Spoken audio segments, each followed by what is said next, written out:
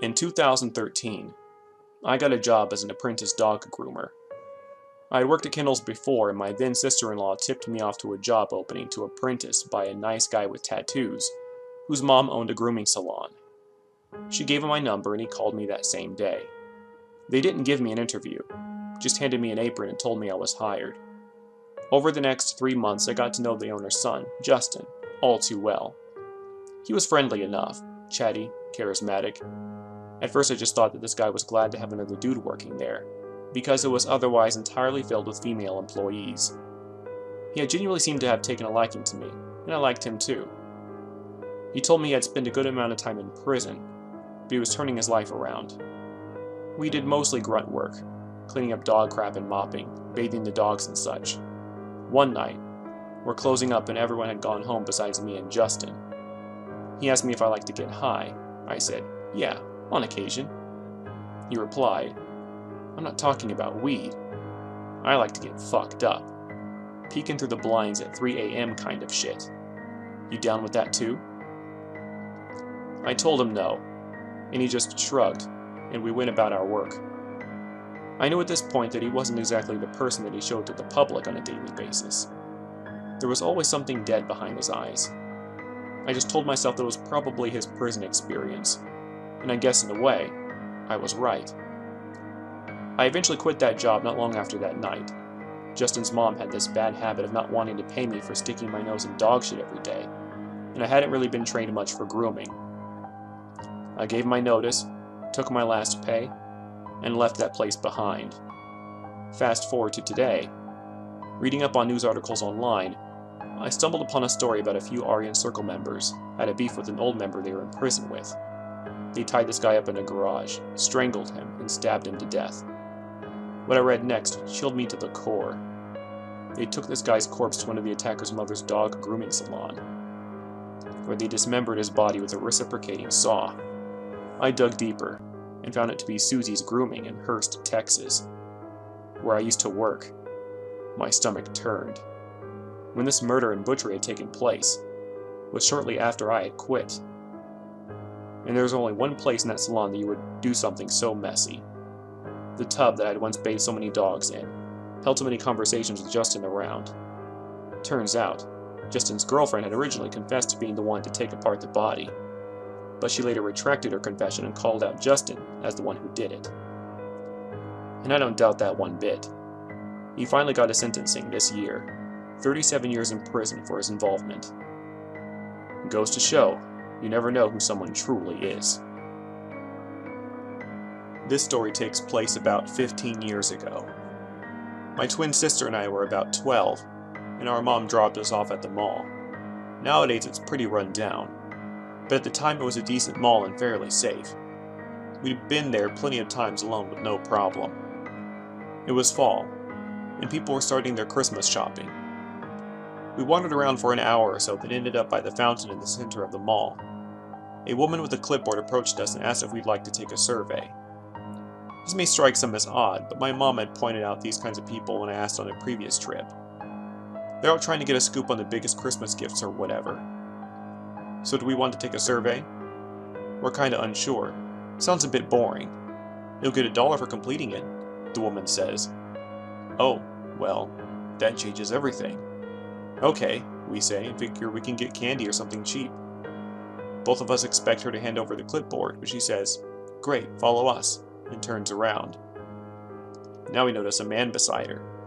We shrug and follow them down the hall past several stores, heading toward the part of the mall with the least amount of shops.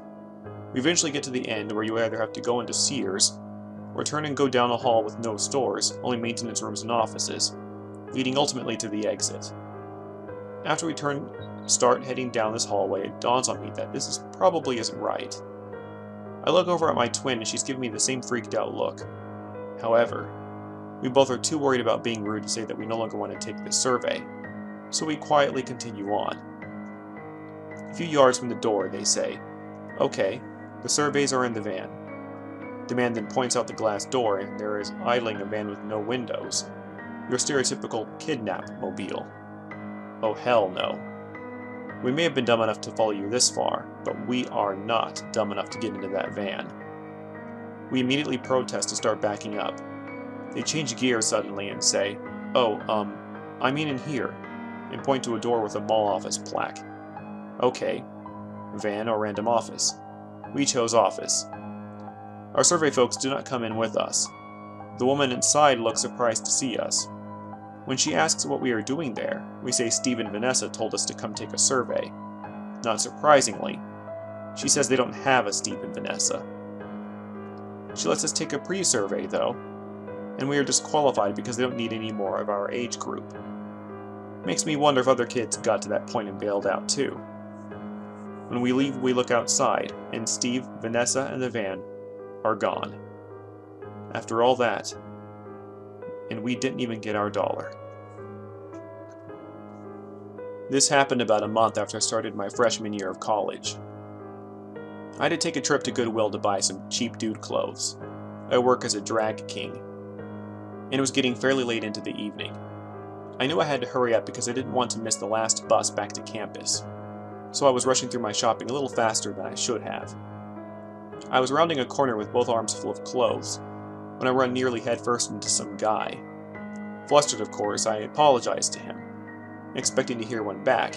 When I look up at him, this dude is like 6'1", well-trimmed beard, had the whole man bun thing going on. But what really got my attention were his eyes, bright blue, and very, very wide. I don't think I saw him blink once.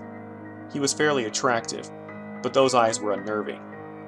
He didn't say anything, he just kind of stared at me. I proceeded to continue my course to the changing room without waiting for him to apologize. I pretty much immediately forgot the events that had just transpired, and I tried on clothes for a little bit.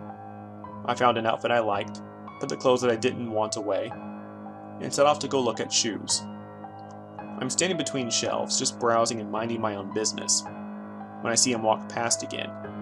For some reason, at this point I start internally referring to him as Hipster McMahon Bun. I can see his mouth moving, and he's muttering something under his breath. At first I think he's insane, but then I see that he has one of those hands-free Bluetooth phones hooked over his ear. Not that weird. I find a pair of shoes I want and keep looking around for various clothes to see if I missed anything, when I notice that this dude followed me back to the main clothing racks. Still talking on his phone. Still staring at me with those way too wide eyes. At this point, I'm thoroughly creeped out. Time to go. I go up front, purchase my clothes, and then go outside and start walking to the bus stop. By the time I get there, it's completely dark, and no one else is waiting for the bus. That isn't to say I was completely alone. The stop is located in a fairly populated part of town, so there were plenty of cars whizzing by, but that didn't stop me from feeling unnerved, especially not when I looked back the way I came and saw Hipster McMahon Bun walking towards the bus stop. At this point, I'm telling myself to just calm down, that there's nothing wrong with the guy and he's a little creepy, sure, but that none of this has to do with me. As he makes it to the stop and is standing a few feet away from me, I see that he's still murmuring into his phone.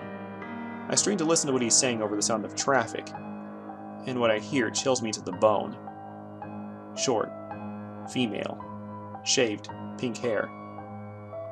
I stand there and listen in absolute disbelief as he lists my features, my glasses, what piercings I have, my clothes, etc. I'm thoroughly terrified by now.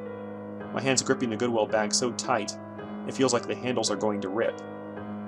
We stand there for the 15 to 20 minutes before the bus arrives, me shaking like a leaf, him continuing to describe me to whoever was on the other end of that call. By the time the bus pulls up, I have to resist from forcing the doors open myself. Quickly scrambling up into the nearly empty vehicle, I almost expected him to come lumbering in after me, but he didn't. He stayed there, standing at the bus stop, eyes locked on me even after the doors closed. Through the glass I could see his lips still moving, and I knew he was still talking into that stupid phone. Over the next few days I kept my guard up tenfold, always expecting to see him, or whoever may have been on the other end of that call. But I never did. This happened last year, in Taiyuan, China. My husband and I arrived by train around 2 a.m., only to discover that the hotel room we booked had been given to someone else. and we had nowhere to stay for the night. This was actually not the first time we found ourselves in the streets of China with nowhere to stay that winter, funnily enough. So we were a bit stressed but not freaking out. We found a cheap hotel online, planning to stay one night and find somewhere nicer the next day, and took a cab over. It was hard to find, so when we got near, the driver called the hotel. A young guy in a tracksuit came out to the street to bring us up. He seemed pretty normal, if surprisingly energetic for 2 a.m. He took us into a run-down building through an alleyway entrance, and we took the elevator up to the 9th floor. The hallways were unfinished, just bare concrete and exposed wiring. We're led through a slight labyrinth of these halls till we get to the hotel. It's one hallway of rooms, 4 in total. I was pretty on board with everything till we got into the room. Then I started getting a bad feeling. I thought I was just being prissy at first, because my primary problem was that there was no sink, just a bed, and a glass room with a squatter and a shower. Normal at lower-end hotels in China, but I haven't been to one with no sink. Then I noticed there was a small window by the bed leading into the hallway, with no covering on it. Then, while the guy was harassing my husband to try and wrangle more than the agreed price out of him, I noticed there wasn't even a proper lock on the door. I was really not feeling it at this point, and my gut was telling me we should go. My husband wanted to stay. Remember, it's cold, it's 2 a.m. We've been on a train all day, and we're fucking tired. But I insisted we leave. That's when it got really weird. When we came in, there was no sign of another living soul in the building except us and the young guy. No other guests, no other employees. The place didn't even seem to have a front desk. But when we started walking down the hall, the tracksuited young guy followed us and started begging us to stay. Then, all of a sudden, about 10 more people came out of nowhere, and they were all following us down the hall begging us, some of them yelling and touching us, to stay. I don't think so. So we left and spent the next hour and a half at a 24-hour KFC down the road. Ended up spending 3 times the price for a soft bed and some peace of mind. Worth it. I've always been creeped out by this experience, and figure maybe someone here might have some insight into it. My husband, boyfriend at the time, and I were camping at Harriet Lake, which is a small lake pretty deep in the Willamette National Forest. We were on a road trip from San Francisco to Vancouver, British Columbia at the time, and decided to spend one of the days exploring Portland for the first time, since our campsite was only about 90 minutes outside of town. On the way back to the campsite, we approached the last stoplight in the last town, in Estacada, Oregon, before the highway narrowed to 1 lane in each direction. At the red light, we were pulled up next to a couple on a motorcycle. They looked to be in their 50s. The man, in front, was short and pudgy, while the woman was tall and lanky. I joked to my husband that they looked like Boris and Natasha from the Rocky and Bullwinkle show. When the light turned green, they looked over at us, took off, cut in front of us, and disappeared pretty quickly down the curvy road ahead. I remember us thinking we had somehow pissed them off, because they were driving really aggressively. Soon after, we found ourselves deep in the forest. The winding road was flanked by cliffs on the left and the sparkling, rushing Clackamas River on the right. Several small old green metal bridges passed over the winding river. Cell signals quickly disappeared. The sun was setting, and there were very few other people around except for a few fishermen trying to get one last catch before the sun went down for the night. As we approached the last bridge before the turnoff that led to the campground, we noticed that Boris and Natasha were parked sideways in the middle of the bridge. As we got closer to them, we realized that they were staring at us, as if they were waiting for us. I noticed that Natasha was holding something in her hand. Whatever it was producing a fair amount of smoke. I thought maybe we'd come across them smoking a cigar or a blunt or something. As we slowed down and prepared to pass them on the bridge, I got a closer look at whatever was in her hand, and realized that there was way too much smoke coming from it. Right as we were passing them, she tossed the smoking object under our car, and they scooted off the bridge, then turned around and looked at us as if they were waiting for something. My husband had the quick thinking to swerve and accelerate out of there, not a moment too soon, as the object exploded forcefully right after our car cleared it. Boris and Natasha, having failed to accomplish whatever their goal was, sped off down a side road. While my husband was furious, I was totally freaked out. I was convinced that they were following us, or had been following us earlier in the day. I was 100% certain that they would return to our campsite in the night, where we were defenseless in our tent, and finish the job.